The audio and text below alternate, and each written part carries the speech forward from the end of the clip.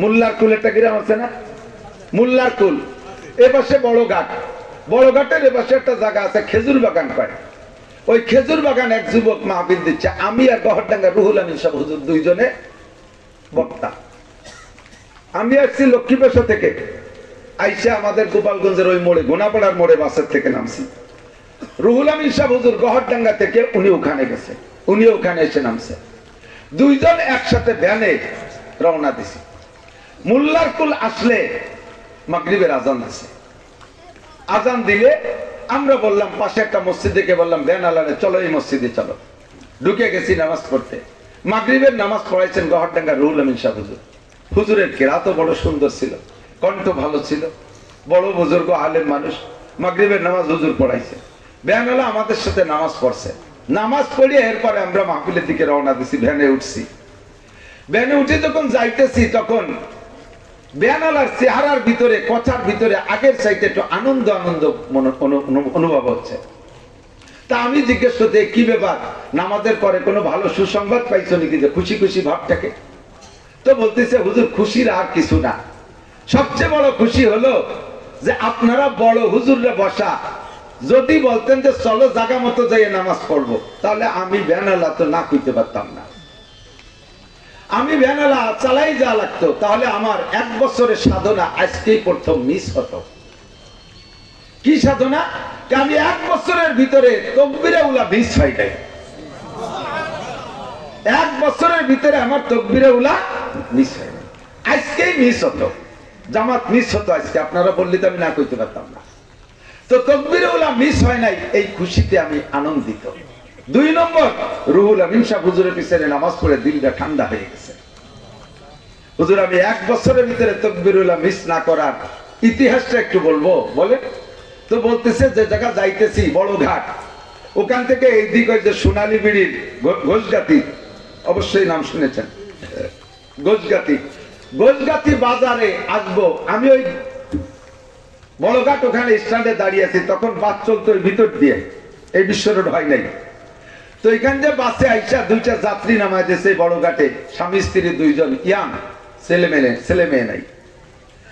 উনরা আমাকে বললেন যে বড় ঘাট এসে ঘোষগাতি যাওয়া। আমি বললাম ওঠেন। উঠাইছি, আসরে রক্ত উঠাইয়া রওনা দিছি, প্যাডেল করব, এর মধ্যে পাশের মসজিদে আজান দিছে। জীবনে বহুত আজান শুনছি, নামাজও কখনো পড়ি কখনো পড়ি না, আজকের আজানটা যেন তীরের মতো কলিজার মধ্যে ঢুকে গেছে।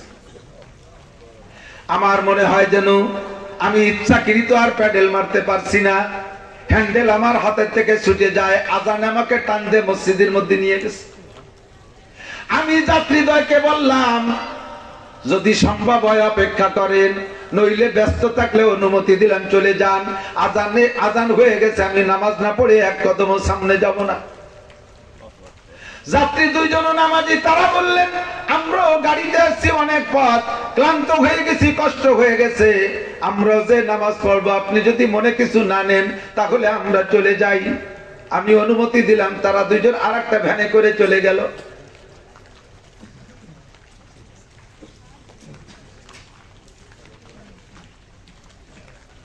আমি নামাজ পড়া বেরোইছি, এর মধ্যে দেখি এক জাইলা মাছ বেচতে যাবে ঘোষগাতির বাজারে, ওরও বেলা চলে গেছে।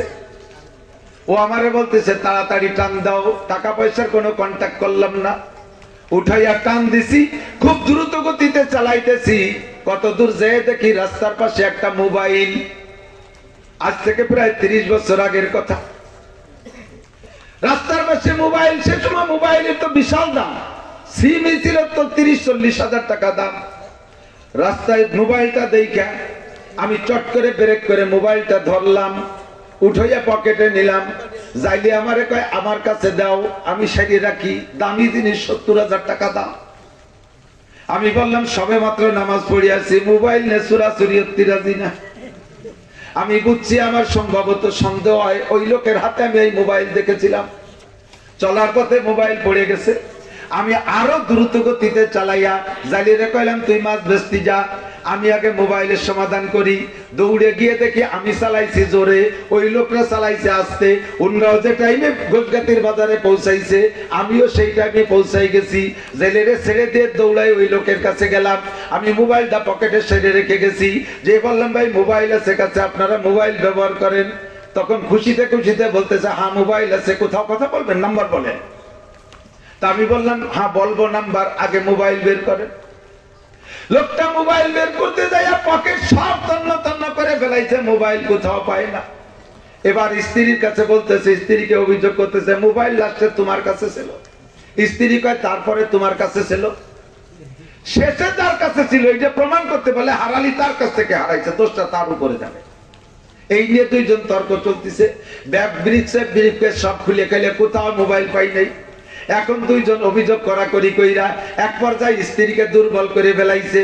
এই 60,000 70,000 টাকা দামের মোবাইল দেখানোর জন্য এইবার ইদি বাড়ি আসছে, আর তা যদি রাস্তায় হারায় যায় তখন কেমন লাগে? স্ত্রীকে প্রায় মারে মারে ভাব। এর মধ্যে উনিকে আমি বললাম ভাই মারামারি করেন না, দেখেন তো মোবাইল এইটা নাকি। দেখেই লোকটার চোখ বড় হয়ে গেছে, খুশিতে সে কাঁদেই দেশে। কয় ভাই পাইলেন কোথায়? কয় রাস্তায় পাইছি। কাল্লার কাছে এইটাই আমার মোবাইল। কয় নিয়ে নেন আপনার মোবাইল। দেওয়ার জন্য আমি খুব দ্রুত চালাইছি। লোকটা মোবাইল পেয়ে যেন আকাশের চাপ পেয়েছে, খুশিতে পকেটে বের করে আমারে 500 টাকার একটা নোট দিছে। আমি কোনো মতো নেব না। এক পর্যায়ে লোক বলছে যদি টাকা না নেন তাহলে মোবাইল নিয়ে যান। আসলে তো মোবাইল দেবে না, টাকা গোছানোর জন্য। আমি অবশেষে টাকা না নিয়ে পারলাম না। এর মধ্যে মহিলা তার ভ্যানিটি ব্যাগ খুইলা আর 100 টাকা আমারে দিল। কয় ভাই এই টাকাটা আপনার নিতে হবে। কয় না আর লাগবে না, আমি বড় খুশি হয়েছি। কয় না এইটা হলো আমার ইজ্জতের সদকা। যদি মোবাইল এই জায়গা আপনি নাই আইনা দিতেন তাহলে এই বাজারের মধ্যে মায়ের সব আমার পিঠির মধ্যে যেত। বাজারের মধ্যে অপমান হইতাম, মায়ের খাইতাম, এটা আমার ইজ্জতের সদকা। কতক্ষণ ঠিক না?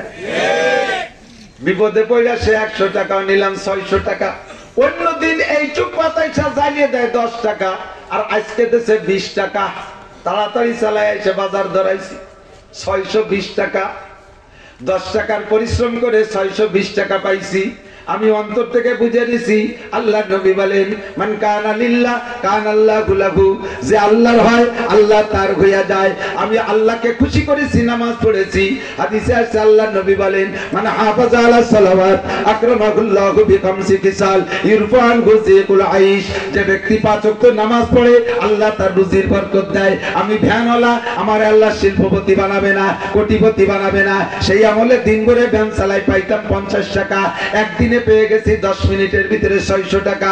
আমি সেই থেকে প্রতিজ্ঞা করেছি জীবনে কোনোদিন আর নামাজ ছাড়বো না, আর তাকবীরুল ছাড়বো না। নামাজের মাধ্যমে আল্লাহ পাক রুজির বরকত বাড়ায় দেয়। আমি তাই বুঝে একটা বছরের ভিতরে আমার তাকবীরুল ছোটে নাই। আজকেই সন্দেহ ছিলাম 2 বড় হুজুর বললে তাকবীরুল ছুটে যাইতো, সে তাকবীরুল ছোটে নাই। আল্লাহু আকবার।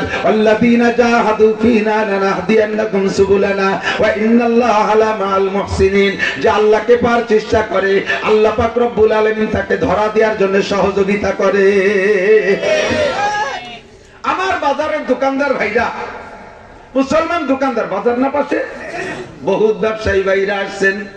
হাদিস কুরআন শরীফের ডাইরেক্ট হুকুম ইদা নুদিয়া লিসসালাতি মিয়াউমিল জুমআ ফাসাউ ইলা যিকরিল্লাহি ওয়া দারুল বাই।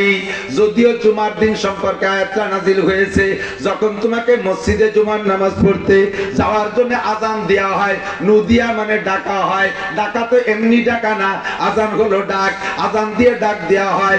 তাহলে ফাসাউ ইলা যিকরিল্লাহ, তো মসজিদের দিকে দৌড়াও। ওয়া দারুল বাই, সকল প্রকার কেনাবেচা ছেড়ে দাও।